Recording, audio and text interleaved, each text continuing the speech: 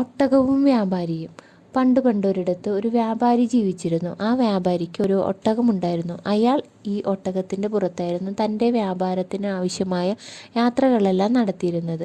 അങ്ങനെ ഒരു ദിവസം അദ്ദേഹം തൻ്റെ ഒട്ടകവുമായി മരുഭൂമിയിലൂടെ യാത്ര ചെയ്യുകയായിരുന്നു.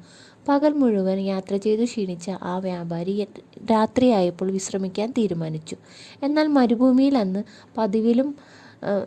പതിവിലും തണുപ്പുണ്ടായിരുന്നു. മരുഭൂമിയിൽ ഒരു സത്രം അന്വേഷിക്കുന്നതിൻ്റെ ബുദ്ധിമുട്ട് അറിയാവുന്ന അയാൾ കയ്യിൽ കരുതിയ ഒരു ചെറിയ കൂടാരമെടുത്ത് അവിടെ തന്നെ കെട്ടി. കഷ്ടിച്ച് ഒരാൾ മാത്രം കിടക്കാവുന്ന വലുപ്പമേ ആ കൂടാരത്തിനുണ്ടായിരുന്നുള്ളൂ. വ്യാപാരി തൻ്റെ ഒട്ടകത്തെ കൂടാരത്തിന് പുറത്ത് കെട്ടിയിട്ടതിന് ശേഷം കൂടാരത്തിനുള്ളിൽ ഉറങ്ങാനായി കിടന്നു. കുറച്ചു സമയം കഴിഞ്ഞതും ആരോ വിളിക്കുന്നത് കേട്ട് ആ വ്യാപാരി ഉണർന്നു. ചുറ്റും പുറത്തിറങ്ങി നോക്കി. എന്നാൽ അവിടെയെങ്ങും ആരെയും കണ്ടില്ല. അപ്പോൾ ഒട്ടകം വ്യാപാരിയോട് പറഞ്ഞു, യജമാന, ഞാനാണ് അങ്ങയെ വിളിച്ചത്. ഇത് കേട്ട് വ്യാപാരി ഒട്ടകത്തിനോട് കാര്യം എന്താണെന്ന് ചോദിച്ചു. യജമാന, പുറത്ത് നല്ല തണുപ്പാണ്, എനിക്ക് ഉറങ്ങാൻ കഴിയുന്നില്ല.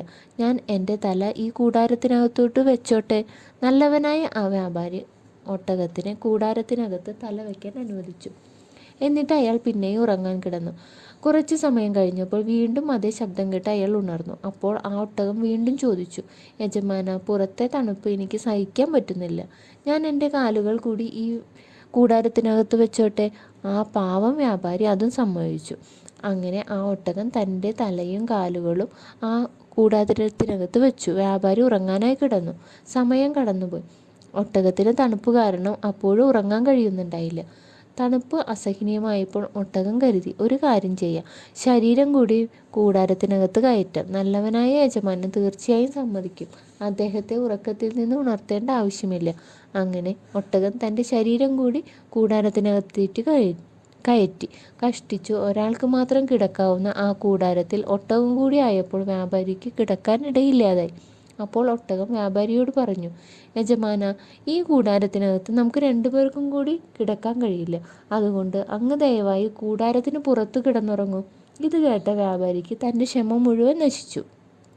അയാൾ ആ ഒട്ടകത്തിനെ ചവിട്ടി കൂടാരത്തിന് പുറത്താക്കി. എന്നിട്ട് കൂടാരം നന്നായി മൂടി സുഖമായി കിടന്നുറങ്ങി.